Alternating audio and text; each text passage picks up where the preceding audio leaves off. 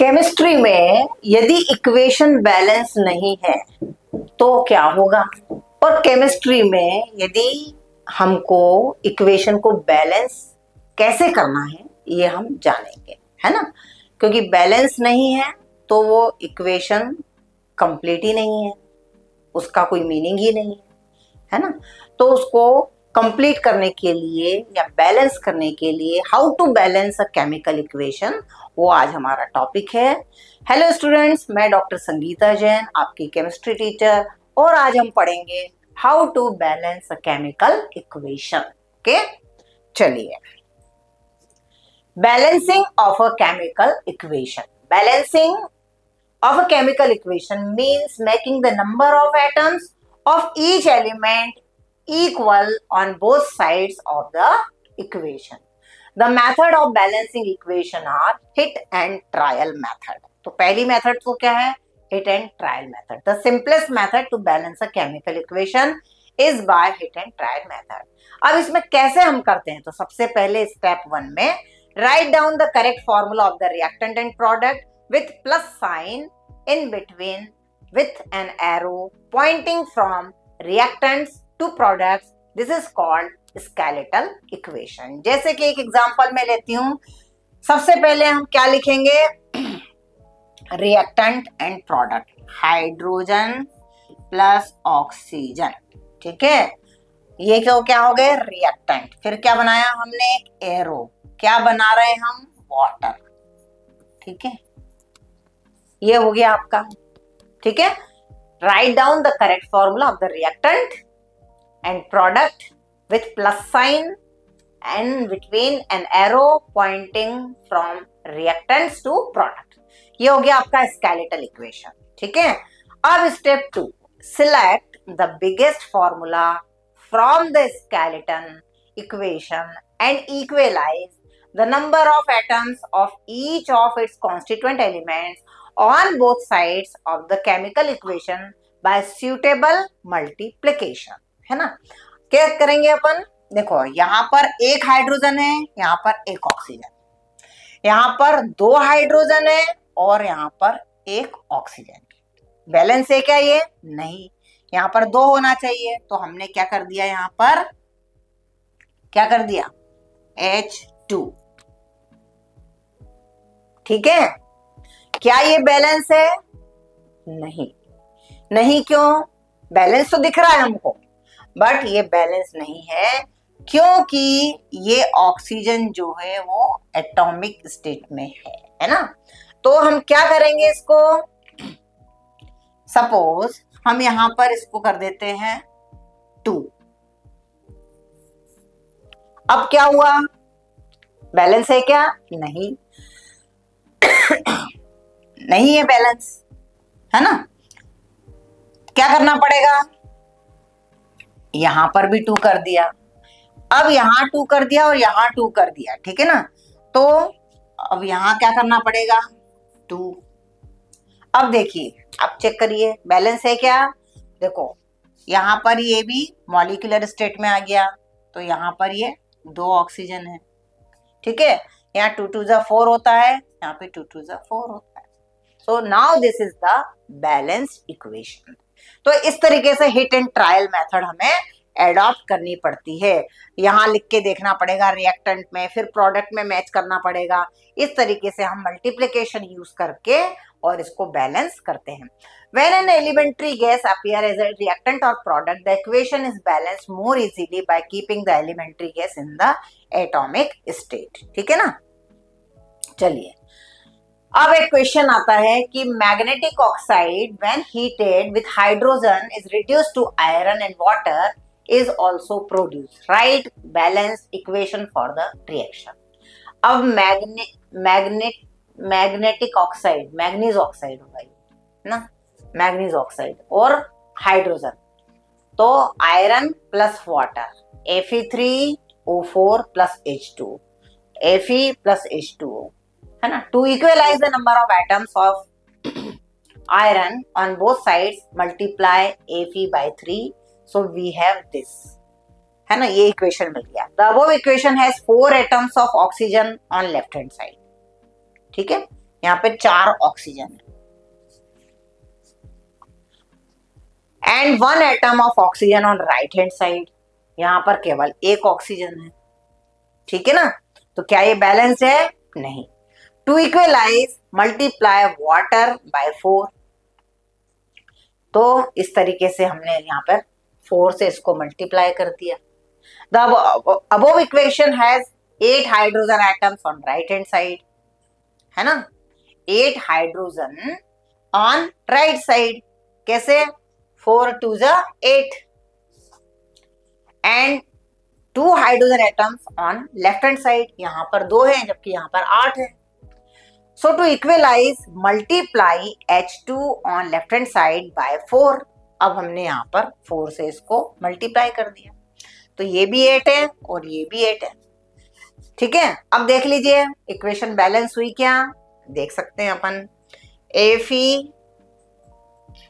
ये 3Fe है ना, फिर O4 ऑक्सीजन 4, हाइड्रोजन 8, तो हाइड्रोजन 8, ठीक है। तो इस तरीके से हम इसको इक्वेशन को बैलेंस करते हैं। और देखिए एक एग्जांपल है, calculate the amount of water produce by the combustion of 16 gram of methane. इस टाइप के क्वेश्चन पूछ सकते हैं आपको। तो अब सॉल्यूशन क्या है, देखिए, the balance equation for the combustion of methane. Methane का फॉर्मूला मालूम है आपको, CH4 गैसियस स्टेट में है ना, कंबशन हो रहा है मतलब ऑक्सीजन से रिएक्शन हो रही है, CO2 और वाटर बनेगा, ठीक है। अब 16 ग्राम ऑफ मीथेन, मीथेन का कितना है, 16 ग्राम लिखा हुआ है वहां पे, corresponds to 1 mole. From the above equation 1 mole of CH4 gives 2 mole of water, ठीक है ना। So 2 mole of water, तो क्या हो जाएगा, 2 into 2 plus 16, है ना, 2 into 18 is equal to 36 ग्राम। 18 का 1 है तो 2 मोल हो गया तो 36 हो गया, ठीक है ना। एक मॉलिक्यूल वाटर का जो है, ऑक्सीजन का 16 और 2 एटम ही है तो 18 हो जाता है। अब ये 2 मोल है तो कितना हो जाएगा, 36 हो जाएगा। ऐसे ही सिंपली समझ में आ जाएगा आपको।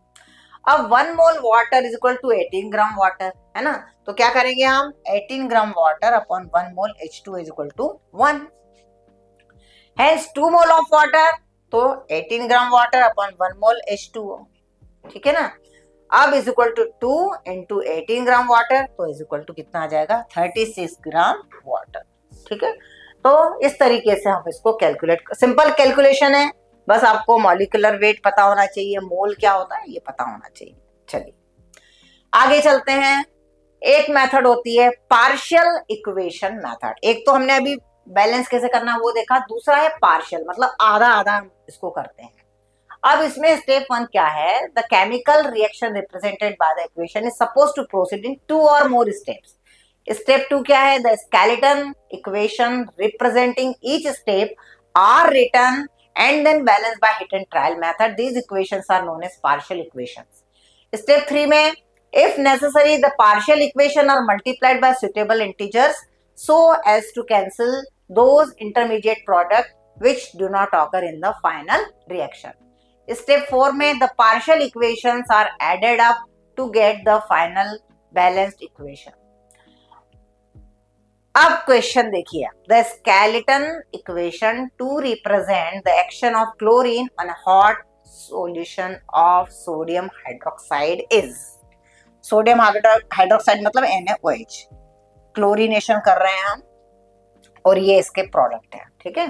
Balance this equation by the method of partial equation. तो क्या करेंगे हम, आंसर क्या है, Cl2 plus water H2O plus HClO, NaOH plus HCl, तो NaCl और H2O, फिर NaOH प्लस HClO, तो NaClO प्लस वाटर, फिर जो थ्राइस NaClO इसमें से ट्वाइस NaCl प्लस NaClO3, फिर थ्राइस Cl2 प्लस 6 NaOH, तो ये हो जाती है कंप्लीट रिएक्शन। मतलब क्या करते हैं, इसको हम तोड़ लेते हैं, पार्ट्स में तोड़ लेते हैं, ठीक है ना, कि पहले क्या बना, NaOH कंबाइन हो रहा है Cl2 से और ये 2 रिएक्टेंट हैं और प्रोडक्ट कितने यहाँ पर 3 है। दिख रहा है आपको, 3 प्रोडक्ट है ना। तो पहले हमने क्या किया, क्लोरीन और वाटर, तो H2O और HClO बन गया। फिर NaOH प्लस HCl, ठीक है, तो ये बन गया NaCl प्लस H2O, है ना, NaCl और H2O। फिर NaOH plus HClO hypochlorous acid, तो NaClO प्लस H2O। अब यहां पर क्या है, NaClO3, तो NaClO थ्राइस मॉलिक्यूल, तो ये बनेगा ट्वाइस NaCl, NaClO3, है ना। और फिर लास्ट में थ्राइस Cl2 और NaOH। तो इस तरीके से ये रिएक्शन, ये थोड़ा डिफिकल्ट है, ज्यादातर तो बैलेंसिंग इक्वेशन हम उसी तरीके से करते हैं, पर ये आपको एक जनरल आइडिया होना चाहिए, ठीक है। अब कुछ हमने जो पढ़े हैं, लॉ ऑफ मल्टीपल प्रोपोर्शंस क्या होता है। So when 2 elements combine with each other to form 2 or more than 2 compounds, then the masses of one of the element that combine with the fixed mass of the other bear a simple whole number ratio to one another. Gay-Lussac law. So when gases react with each other, they do so in volumes which bear a simple whole number ratio to one another and to the volumes of the products. If there are also gases, provided all volumes are measured under similar conditions of temperature and pressure. Avogadro law हम पढ़ चुके हैं, equal volume of all gases under similar condition contain equal number of molecules. Atom क्या होता है, the smallest particle of an element that takes part in chemical reaction. Molecule क्या होता है, the smallest particle of substance that has independent existence. This is important, है ना। Atomicity क्या होती है, the number of atoms in a molecule of the elementary substance. Unified mass या U लिखा जाता है, जिसमें 1/12 of the actual mass of an atom of carbon C12, it is equal to this much, ठीक है। चलिए, ये कुछ इंपॉर्टेंट पॉइंट्स हैं। एटॉमिक मास क्या होता है, the average relative mass of an atom of the element of an compared with the mass of carbon atom C12, है ना। इसका 12 एटॉमिक मास यूनिट लिया जाता है। Molecular mass, the average relative mass of a molecule of the substance is compared with mass of an atom of carbon taken as 12. Gram atomic mass, so the mass of 1 mole of atoms in gram is called gram atomic mass. Gram molecular mass, the mass of 1 gram molecule of compound expressed in gram.